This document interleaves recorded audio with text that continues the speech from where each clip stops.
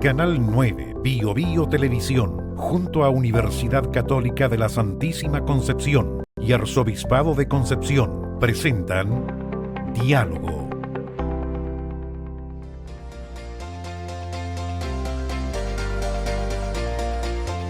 Aquí estamos nuevamente con los profesores y alumnos de la carrera de audiovisual y multimedia de nuestra universidad, el Arzobispado y por supuesto Canal 9 Bio Bio Televisión, conversando de los temas que a ustedes les interesan, dialogando, reflexionando, generando cultura en la región y en nuestro país.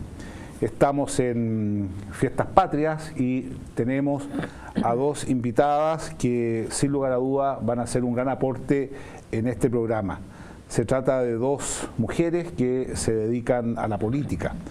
Voy a empezar con Francesca Parodi, ella es seremi de gobierno de la región del Biobío, y Marisa Barro, ella es secretaria regional ministerial de la Mujer y Equidad de Género del Biobío.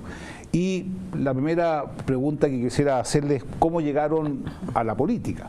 Después ya hablaremos de los desafíos de la región. No sé. No, que parta Marisa nomás. Marisa. Bueno, esta es mi segunda incursión. Perdón.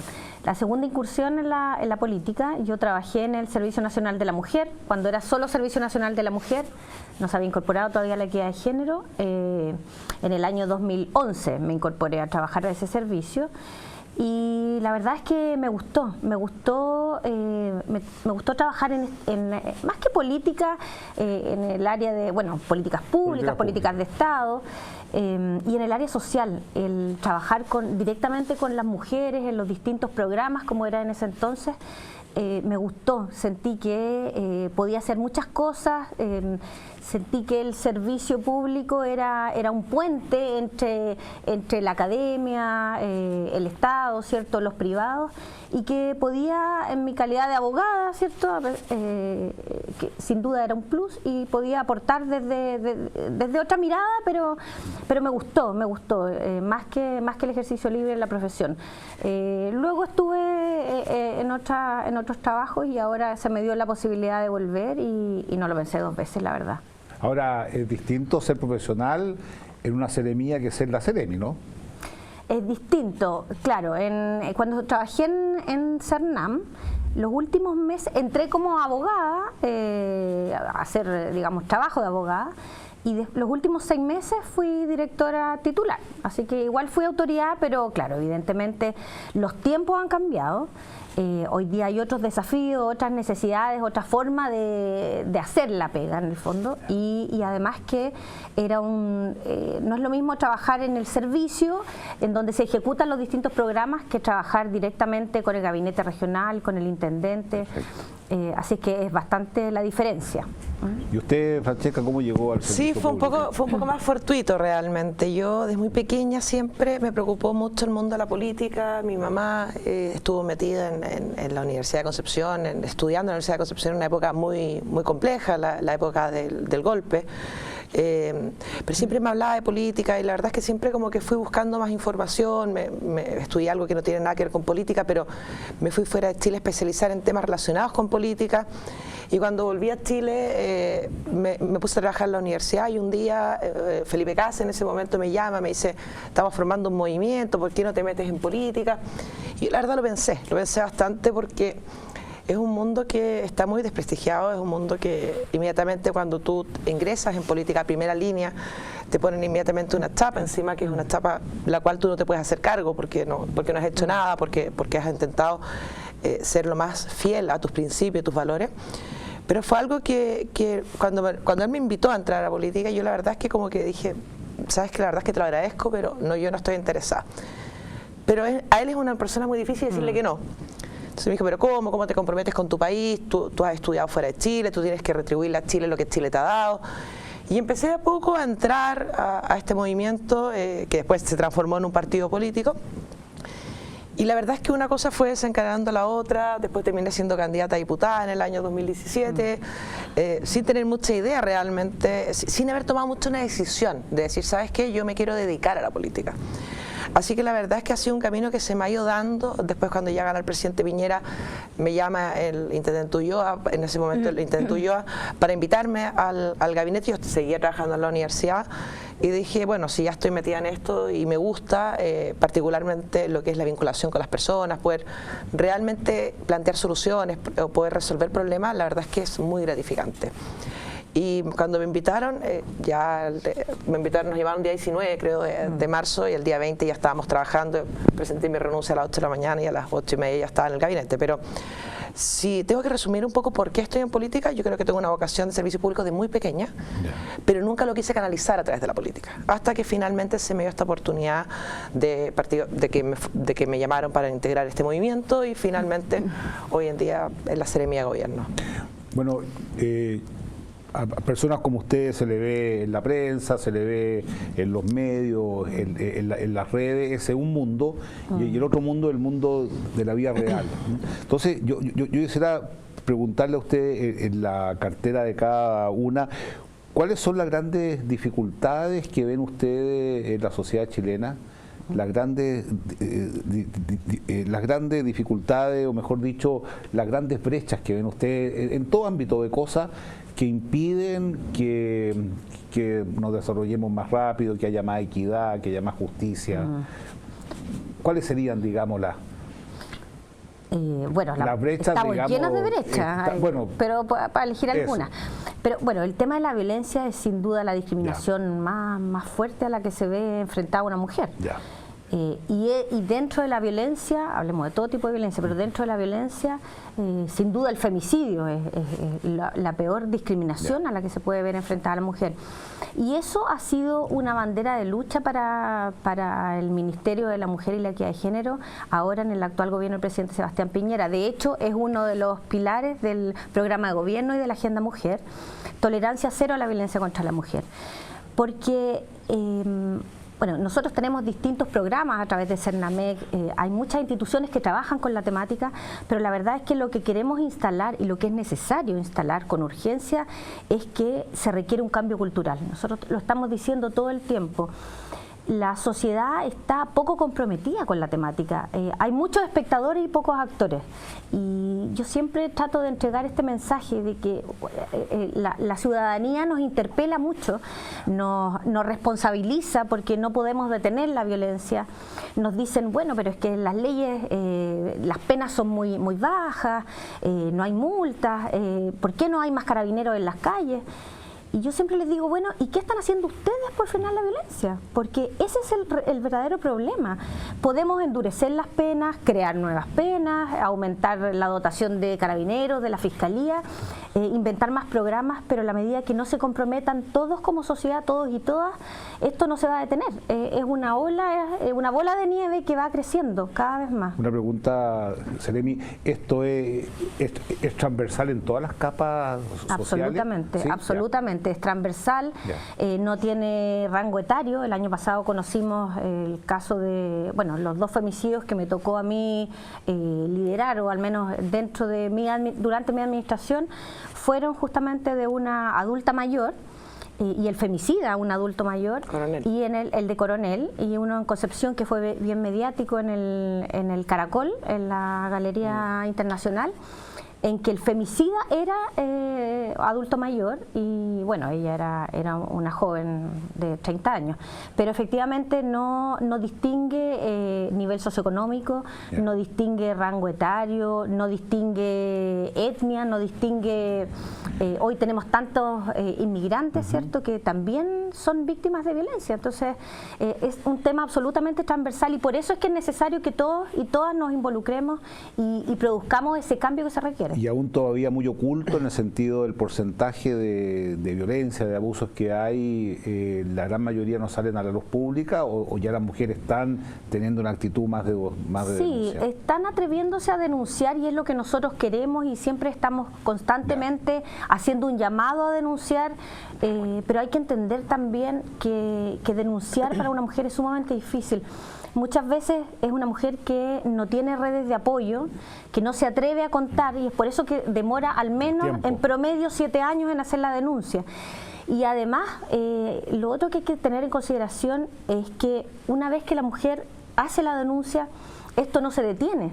el problema sigue y a veces aumenta un poco, porque la mujer que denuncia siente culpa, siente miedo, siente vergüenza, y muchas veces esa mujer se desiste y se retracta. Por eso es que es tan importante que como sociedad nos comprometamos en la temática, porque se requiere primero apoyarla para que se atreva a denunciar y luego apoyarla para que siga adelante. Yo pienso que en los colegios, las instituciones que tienen colegio como nosotros tenemos una gran responsabilidad con los niños, desde el jardín infantil, empezar a generar esta cultura del buen trato, digamos. En definitiva es un abuso. Y usted en el área en la cual se mueve, bueno, la veo harto en las juntas de vecinos, ¿cuáles son las brechas, digamos, que usted ve? Yo quería, mientras hablaba Marisa, pensaba en otra cosa realmente, también primero que nada de la falta de complicidad, yo creo, en general, de poder hacernos cargo, por ejemplo, del tema de la violencia, que yo le encuentro mucha razón cuando dice esto no lo vamos a cambiar con leyes, esto vamos a poder endurecer penas, poner más leyes, menos leyes, pero realmente si no somos capaces de cooperar entre todos, de tener una sociedad mucho más empática o mucho más cómplice, de poder ir en contra de estas cosas, creo que a través de las leyes avanzamos, pero no lo logramos. Pero yo quiero decir, una de las principales brechas que yo creo que tenemos como sociedad chilena, y particularmente desde el mundo de la política, que es donde nosotros nos desarrollamos, es muchas veces este como trincherismo que hay en la política. Si yo, por ejemplo, nosotros ahora somos gobierno, nosotros tenemos una oposición a ese gobierno que a todas luces debería estar llamada a construir, a aportar, a también decirnos que no cuando considere que no estamos en lo correcto, pero también a plegarse en base a los grandes problemas que tiene Chile. Cuando estamos hablando de reforma de pensiones, cuando estamos hablando de nuestro sistema de salud, cuando estamos hablando del sistema de educación, cuando estamos hablando de cómo mejoramos los grandes desafíos que tenemos como sociedad chilena, encontrarte muchas veces con una puerta cerrada simplemente por el hecho de que la persona que lo está proponiendo es del sector del frente y en un cálculo más bien pequeño, preferir ir en contra de esa propuesta en vez de poder modificarla o aportar en esa propuesta, la verdad es que yo creo que esa es una brecha tremenda que tenemos. Porque cuando tú estás en el gobierno... ¿Lo viven en el día a día eso? ¿Sí? Se ve mucho, particularmente se ve mucho en el Congreso, cuando muchas veces por el hecho de que la propuesta es del gobierno del presidente Piñera y no de la oposición, y yo soy de oposición, ¿cómo le voy a votar un proyecto a favor? Porque casi le estoy haciendo la campaña. Eso realmente yo creo que es una brecha gigante que hace que avancemos mucho más lento de lo que deberíamos avanzar. No quiero generalizarlo, hay momentos, nosotros hemos tenido proyectos muy importantes donde hemos contado con el apoyo de la democracia cristiana, sabiendo que es un partido que en este momento está en la oposición, pero que no le da la espalda al gobierno porque sabe que no es darle la espalda al gobierno, sino que darle la espalda a los adultos mayores, por ejemplo, en lo que es la reforma de las pensiones, o por ejemplo, poder enfrentar los grandes problemas que tenemos como país. Y yo creo que cuando la política se une, y no solamente la política, no solamente los partidos políticos, cuando se une también la sociedad civil, que era lo que hablaba Marisa, que es lo que hacen ustedes también por erradicar, por ejemplo, la violencia contra la mujer, surgen grandes cosas. Yo quiero destacar esfuerzos grandes que se han hecho. Hay un tema donde está Compromiso País, donde está el mapa de la vulnerabilidad, donde están los grupos detectados también en la región del Biobío, hay mesas de trabajo, donde no solo se sientan actores políticos, sino que también la sociedad civil, el mundo académico, a buscar en conjunto soluciones. Y yo quiero destacar eso, Monseñor, porque creo que es fundamental. Creo que cuando nosotros creemos que las soluciones salen todos desde el mundo político, nos equivocamos. Cuando queremos que el mundo académico se desvincula al mundo político, también nos equivocamos. El mundo académico hace un aporte tremendo en lo que son investigaciones, políticas comparadas, pero muchas veces esa desconexión se nota. Y también el rol que cumple la sociedad civil. Y eso también un poco, anexándolo un poco al trabajo que yo desempeño. Yo trabajo mucho con organizaciones sociales, con fundaciones, con organizaciones de todo tipo. Pero también está necesaria vinculación entre el mundo académico, entre la clase política y también la sociedad civil. Es fundamental para poder encontrar soluciones. Y ahí quiero tomar un punto, haciendo el punto de lo que decía Marisa, con respecto a la violencia contra la mujer, que es una de las temáticas que está en Compromiso País, que se está sesionando ahora, donde Marisa también forma parte.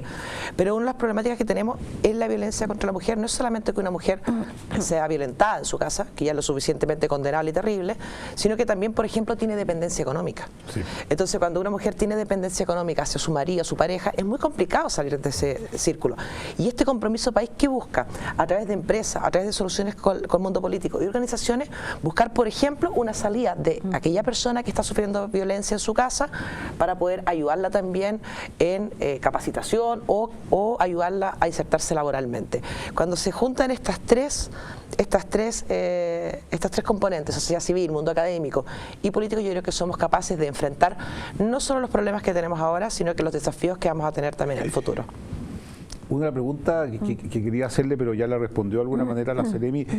¿Ustedes piensan que los intereses, por ejemplo, de investigación que hay en el mundo académico, sobre todo el posgrado, los doctorados, van en la línea de solucionar problemas reales a personas concretas, o sienten que todavía están más bien enfocados al ámbito intelectual? Y en concreto, ¿ustedes con quién conversan? Por ejemplo, el caso suyo, que está en un tema dramático, la verdad. ¿Con quién conversa usted en el ámbito académico, en el ámbito de la sociedad civil, y dónde piensan que están más comprometidos, digamos? Bueno, sin duda lo que dice Francesca es efectivo. En la medida que trabajemos como un verdadero ecosistema, se produce una sinergia necesaria, importantísima, porque los problemas no los podemos resolver solos, ni la academia, ni la sociedad civil, ni el área pública, ni el sector privado. Tenemos que trabajar todos unidos, y efectivamente lo que mencionaba Francesca de compromiso país, que es este mapa de 16 vulnerabilidades, en las que dentro de las 16, una dice relación con el trabajo que nosotros desarrollamos, que es mujeres que son víctimas de violencia y que no perciben ingresos propios. Importantísimo, que son dos pilares de la Agenda Mujer y del programa de gobierno. Autonomía de la mujer, con especial énfasis en la autonomía económica, y el tema de la violencia, la tolerancia cero a la violencia. Y en esa mesa, por ejemplo, nosotros efectivamente trabajamos con la academia. En nuestra mesa está una universidad, está la Universidad de San Sebastián, con quien ya nos hemos reunido en 3 oportunidades, más una fundación, más IRADE, que está trabajando con nosotros, y estamos ideando algún sistema para darle a las mujeres una oportunidad para que sean económicamente autónomas, ¿cierto? Y puedan tomar la decisión, como decía Francesca, de a lo mejor abandonar el hogar que comparten con el agresor, o sea, en la medida que puedan mantenerse ellas y a sus hijos e hijas, porque cuando hay una separación, sí, ¿quién es la que habitualmente se queda con los niños, con las niñas? O a veces viven con los papás, con alguna suegra, algún discapacitado, sí, claro, es la madre. Entonces yo creo que sí, hoy día las universidades, sobre todo, bueno, los centros de formación técnica, están siendo un tremendo aporte. Muchas, o la mayoría, o todas, ya tienen esta dirección de vinculación con el, sí, medio, claro, que es necesario, y que, bueno, frente a los nuevos desafíos se creó justamente para trabajar de la mano con nosotros, con el sector privado, el sector público, y en ese sentido se están haciendo hartas cosas. Yo confío en que vamos a poder enfrentar de mejor forma los desafíos de esta manera.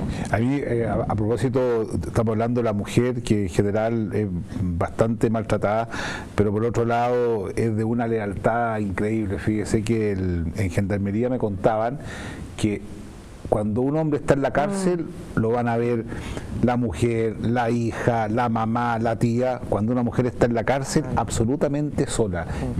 Eso me impactó mucho. Y lo mismo pasa con los hospitales. Cuando un hombre está enfermo, va todas las mujeres que tiene cerca, la hija. Cuando una mujer está sola, queda muy abandonada.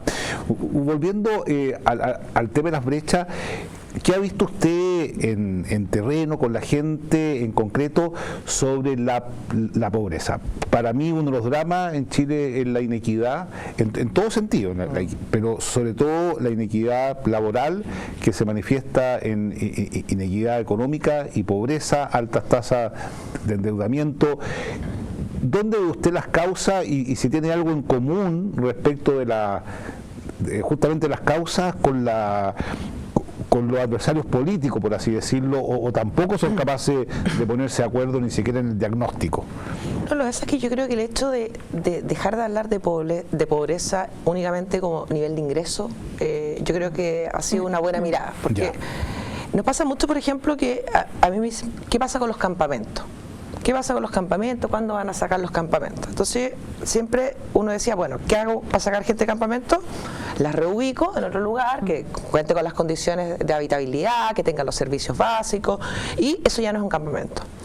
Pero la posibilidad de que esa persona salga de la pobreza es mínima. Lo único que le estoy cambiando es el entorno.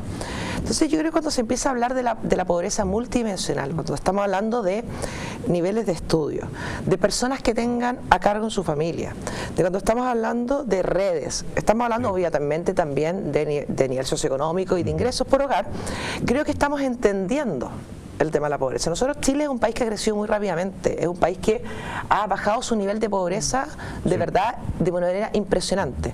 Pero tenemos un porcentaje ahí que se nos mantiene. 12%. Y que no baja. Y los adultos mayores aumenta.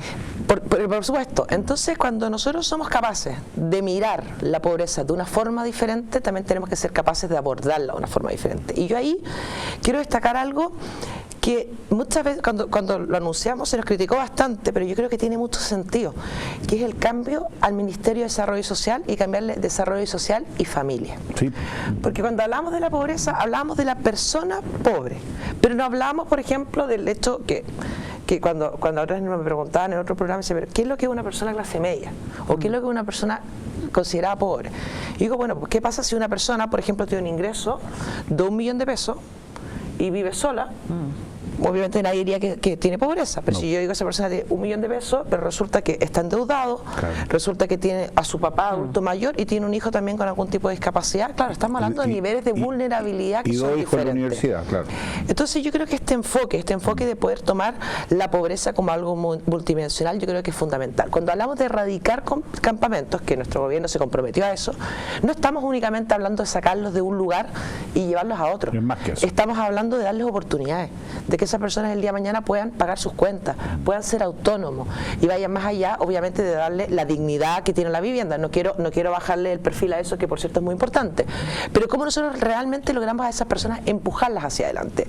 Y yo creo que ahí el cambio también de medir la pobreza, de las mediciones que hace el INE, de poder incorporar estos factores que son multisectoriales, multifactoriales, yo creo que es fundamental, porque si no, ¿qué hacíamos? Errábamos en lo que era el diagnóstico, y una vez con un diagnóstico errado, no vamos a poder dar soluciones que sean eficientes. Así que yo creo que, ahora, eso también no significa un trabajo que es más a largo plazo, porque no estoy únicamente hablando de una oportunidad laboral, estoy hablando muchas veces también de capacitación, estoy hablando de condiciones de vida, estoy hablando de cómo ayudamos a esa persona que probablemente tiene a un papá enfermo, a un papá con dependencia, cómo generamos todo ese ecosistema también, y por eso yo vuelvo a resaltar compromiso país, eso de que todos, sector público, sector privado, sociedad civil y mundo académico, nos juntemos y busquemos las mejores soluciones que no son específicas. No estoy hablando únicamente de una vivienda, estamos hablando de cómo a esa persona le generamos las condiciones para poder salir adelante. Un factor, el tiempo se nos acabó la primera parte, pero un factor decisivo en ese cambio que usted habla integral es que muchas de las universidades de la región tienen un alto porcentaje de personas primera generación en la universidad, un alto porcentaje de personas que vienen de las escuelas públicas, y hay un estudio muy interesante que cuenta qué pasa con ellos respecto de su padre y de su madre, y el cambio es muy grande. Incluso algunos afirman que la carrera que estudian respecto del plus es prácticamente indiferente. Eso es una cosa muy interesante, hay estudios al respecto y creo que en el largo plazo va a dar su fruto. Bueno, lamentablemente el primer bloque se nos acabó, se nos pasó volando, vamos a una pausa, y escríbanos a @pediálogo, porque estos temas surgen de lo que ustedes nos van diciendo. Una pausa y volvemos. Gracias.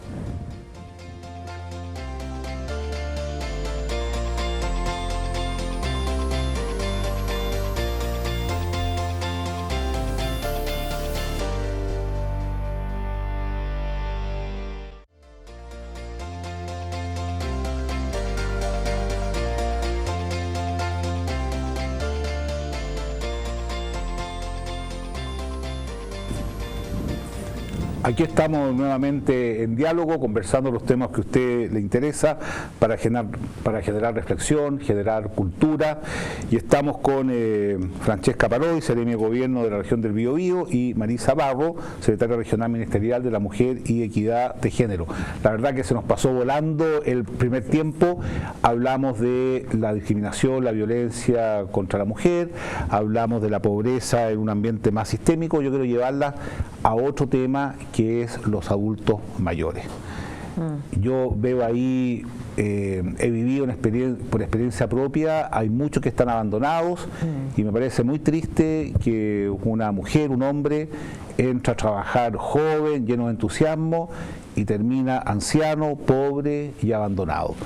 ¿Cómo ven ustedes eso? ¿Qué experiencias tienen y cómo podemos avanzar en este interés colaborativo al respecto? Yo creo que también hablar de adultos mayores es también hablar de muchos aspectos. Y yo creo que lo primero que hay que considerar siempre para los adultos mayores es la situación actual en la que están. Independiente del trabajo que se pueda hacer a largo plazo, de poder, por ejemplo, mejorar las jubilaciones, mejorar las pensiones, y hay una propuesta con respecto a eso también, y esperamos también de que le vaya bien, porque si se aprueba finalmente eso va a significar un cambio inmediato, de un aumento importante para las personas que actualmente son las personas que menos tienen, que son las personas que están en el pilar solidario. Pero yo creo que también cuando hablamos de adulto mayor tenemos que hablar de múltiples factores y de múltiples discriminaciones que tienen los adultos mayores. Primero que nada como sociedad, también un poco lo que hablaba un poco también antes Marisa, cómo nosotros cambiamos culturalmente el trato hacia el adulto mayor, cómo empezamos a ver un envejecimiento positivo, activo. Cuando una persona se jubila hoy día con 65 años, quizás hace 30, 40 años atrás, cuando las expectativas de vida eran mucho menores, las personas ya llegaban más deterioradas o más cansadas a esa edad. 65 años hoy día es una persona que es bastante activa. Pero por ejemplo nosotros nos encontramos con cosas que no tienen mucho sentido desde el propio Estado. Por ejemplo, las capacitaciones que hace CENSE estaban hasta los 60 años. Una persona a los 60 años no se podía seguir capacitando. Y eso te demuestra de que no solamente se necesita un cambio cultural, sino que las primeras que tienen que ponerse al día con respecto a lo que es ser hoy en día adulto mayor son las propias instituciones públicas. Sí.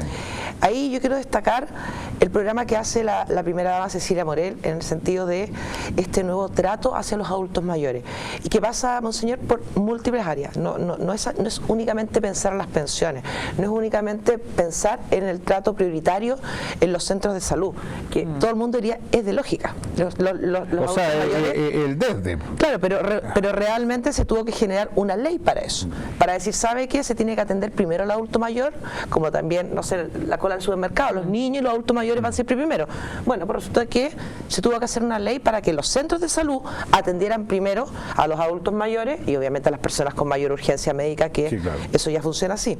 Entonces, todo lo que tenemos que hablar hacia el adulto mayor, tenemos que tratarlo también desde múltiples aspectos.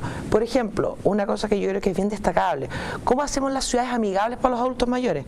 Y particularmente algo, por ejemplo, el semáforo.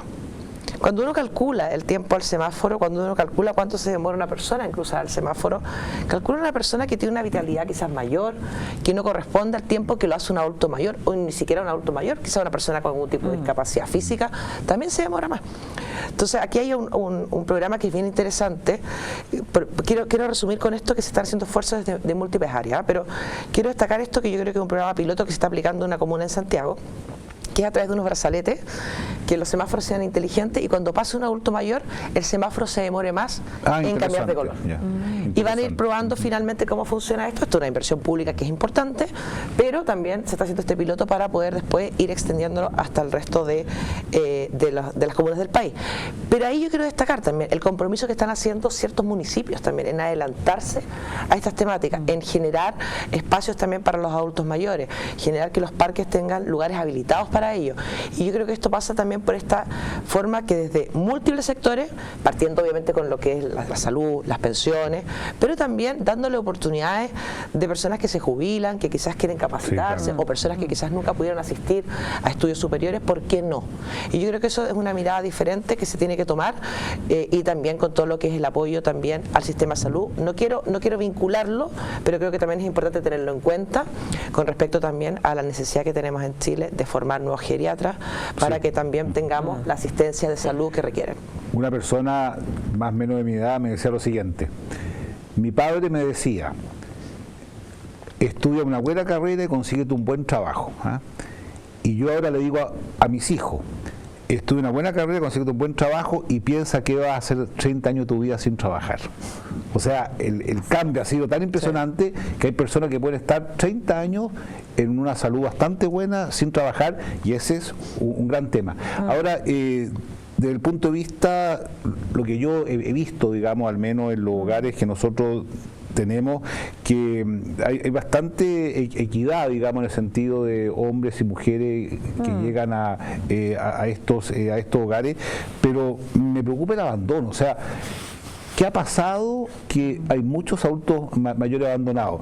Me contaron, yo realmente espero que no sea cierto, pero me contaron que aumentan los ingresos a urgencia de adultos mayores en los fines de semana largos. Yo lo encuentro terrible eso. O sea, en los fines de semana largos hay mayor ingreso de ancianos, adultos mayores en urgencia, porque prácticamente lo abandonan para estar libres. ¿Qué pasó? Ya una reflexión, ya no como cerebro, sino que como ser humano, ¿qué pasó que las personas más desprovistas, más vulnerables, sucede que son las que están más solas? ¿Qué pasó? ¿Más egoísmo, más individualismo? Sí, yo creo que nos hemos transformado en una sociedad un poco individualista, poco empática. Y eso se traduce en lo que yo mencionaba hace un rato, o sea, una sociedad que le cuesta mirar, o sea, no reconoce los problemas más allá de sus propios problemas. Nosotros tenemos teléfonos para orientar y hacemos distintos llamados, tenemos programas para hablar con mujeres y decirles, bueno, no solo cuando a ti te pase algo, sino cuando tú, y es un llamado que hacemos a las mujeres, a los hombres, a los jóvenes, ¿cierto? No solo cuando a ti te pase algo, ocupa estas herramientas, estos teléfonos, estos programas. Si tú sabes de alguna mujer que está siendo víctima de violencia, si tú sabes de una mujer que lo está pasando mal, entonces acude también a todas estas herramientas, acompáñala. Pero es difícil eso, es difícil que, no sé, hay como harto egoísmo e individualismo, y yo siento que efectivamente hoy, como decía Francesca, los adultos mayores, o sea, los 60 años una mujer, 65 años un hombre, son absolutamente jóvenes, ¿cierto? Y por tanto, por eso es que también las mujeres, y con los hombres pasa también, pero pasa más con las mujeres, dejan de trabajar en horario de oficina, ¿cierto?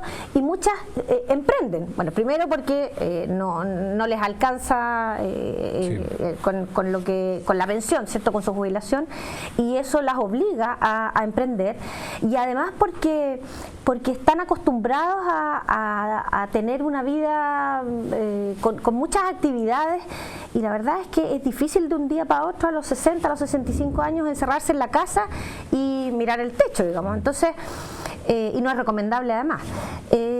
Yo siento que nos falta mucho por hacer como sociedad, ¿eh? La verdad es que hoy los jóvenes, los que quieren se casan, y los que deciden casarse se casan a los 35, 40 años, ¿cierto? O se emparejan, pero les cuesta por una parte irse de la casa.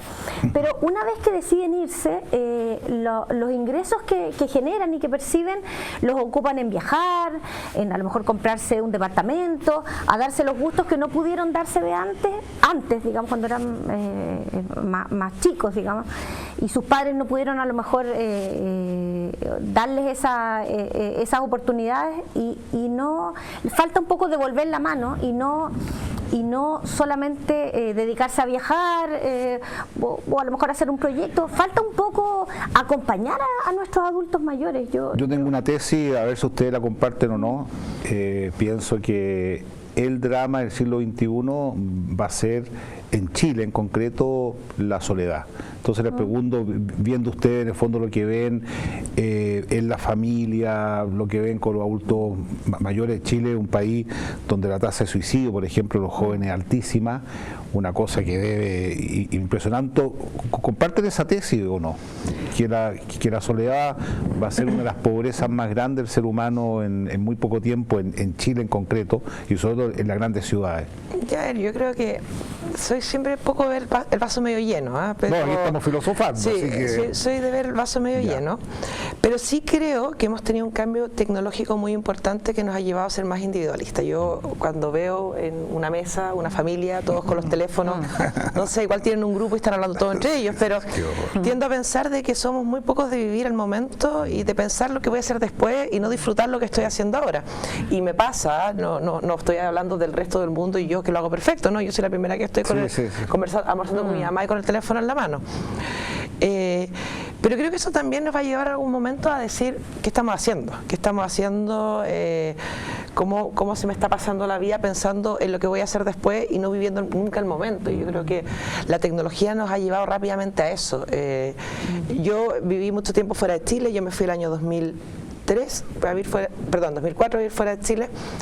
Y la forma de comunicarse con mi familia era más difícil, o sea, había un mail, pero nadie tenía smartphone, entonces yo tenía que ir a conectarme a un lugar, hablaba poco con mi familia, pero lo disfrutaba mucho. Cuando me llamaban, era como, me está llamando, yo había vivido antes también un tiempo en Alemania, entonces, más chica todavía cuando nos mandábamos cartas ya, ni siquiera mail.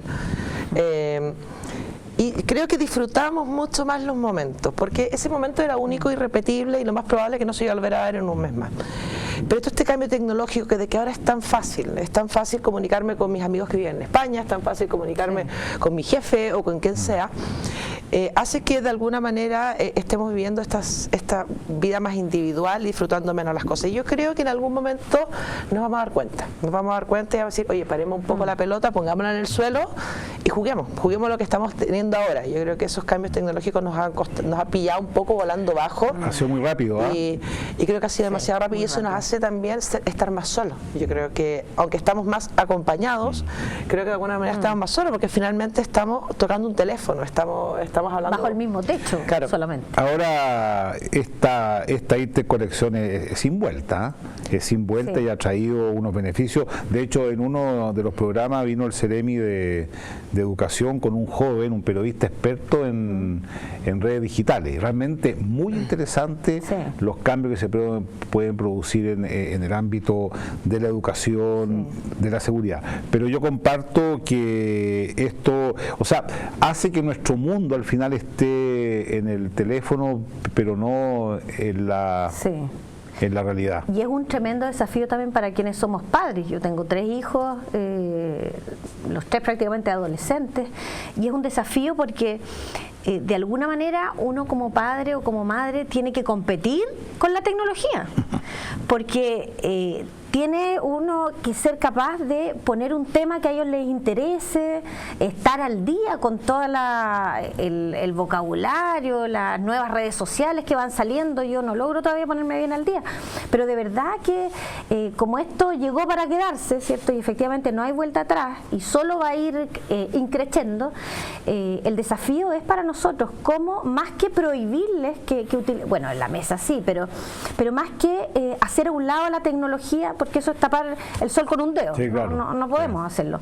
Es cómo nos sumamos, cómo a lo mejor jugamos con ellos y además aprendemos a meternos en su mundo y conocer todo este tema que hay detrás de la tecnología, que por cierto también es un poco peligroso, ¿cierto? Entonces, jugar con ellos, conocer y ser parte también del mundo de ellos, y no exigirles, porque ellos crecieron en un mundo en donde las redes sociales, o sea, mis hijos tienen televisión, pero mi hija me decía ayer, vendamos esta cuestión, a mí no me interesa. Me acuerdo cuando yo era chica, mi mamá me castigaba cuando nos portábamos mal, nos decía, claro, sin tele, y era sin tele, y eso era un verdadero castigo. Hoy día uno no puede castigar, bueno, le puedes quitar el celular, ese es el castigo más efectivo. Lo que está en cuestión, en definitiva, en mi opinión, es el concepto de comunidad y el concepto de el nosotros, que ha pasado de ser un nosotros menos real, menos físico y más virtual. Y yo pienso que eso tiene un problema, porque al final estas personas virtuales de alguna manera son mucho más, entre comillas, desechables, ¿ah? Entonces, sencillamente bloqueo, elimino, etcétera, y sin embargo estos aparatos en el fondo generan emociones, y a veces muy profundas, porque hay personas que han sido destruidas a través de estos medios. O sea, de hecho hay suicidios que surgen de violencia que se ha generado. O sea, es un desafío, y yo pienso que ustedes, digamos, que están preocupados de las políticas públicas, no sé si lo han pensado, lo han reflexionado, porque es un sin vuelta, pero ahora viene un proceso de maduración, ¿ah? Yo creo que hay dos cosas, monseñor. Primero que nada, el tema del riesgo que tiene también, el tema de las redes sociales. Se han hecho campañas contra el ciberbullying, y de hecho el Ceremi de Educación, Fernando Peña, me invitó al lanzamiento de esta campaña, que no solo interpela a la persona que hace bullying a las otras personas, sino que a las otras personas que también, o que no lo condenan directamente, o que le ponen un dedito para arriba porque igual la talla es chistosa. Yo creo que por eso, y también se está haciendo un trabajo en los colegios importante que lo lidera el Ceremi, para poder también decir, tú quedarte callado cuando tú estás viendo que una persona la están increpando, o la están criticando a través de redes sociales, también te hace cómplice de lo que está pasando. Pero también otra cosa que yo creo que también es súper relevante, y quizás es uno de los desafíos más grandes que tenemos como región del Biobío, como país y como mundo, es cómo nosotros logramos que esta tecnología, anticiparnos a la tecnología, entendiendo que hay puestos de trabajo que van a dejar de existir, hay profesiones que se van a tener que reinventar. Pasa, por ejemplo, hoy en día cuando uno va a una bomba de benzina y resulta que ya muchas veces ya no hay un bombero, sino que uno mismo pasa la tarjeta y carga benzina. Esto en todos los países desarrollados funciona así. Entonces nosotros, como decía Marisa, nos vamos a tomar con un dedo al sol, porque no lo vamos a poder tapar, pero es como nos adelantamos también a eso. Yo creo que eso es fundamental. Esto es como que nosotros le hubiéramos prohibido al mail la entrada a Chile para que la gente que hiciera fax pudiera seguir teniendo trabajo. O sea, lo que nosotros tenemos que lograr es que la gente que hacía fax pueda convertirse, y eso es un desafío enorme en un montón de carreras que probablemente oficios que hoy día estamos formando y que todavía no se han actualizado a los cambios tecnológicos que vienen.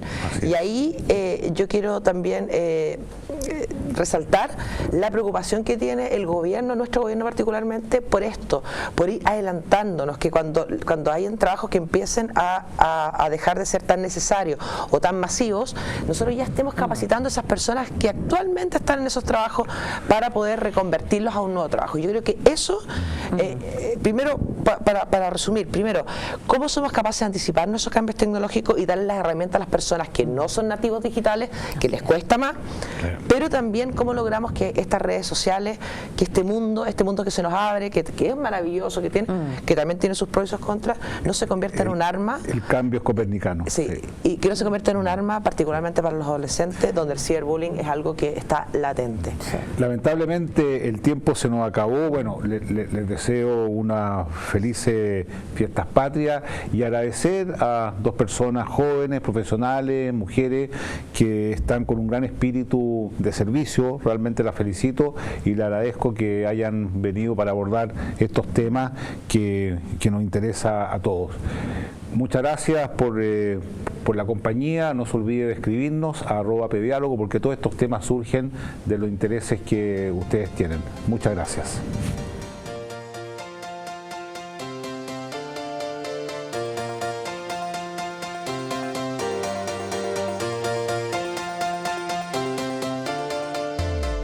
Canal 9, Biobío Televisión, junto a Universidad Católica de la Santísima Concepción y Arzobispado de Concepción, presentaron Diálogo.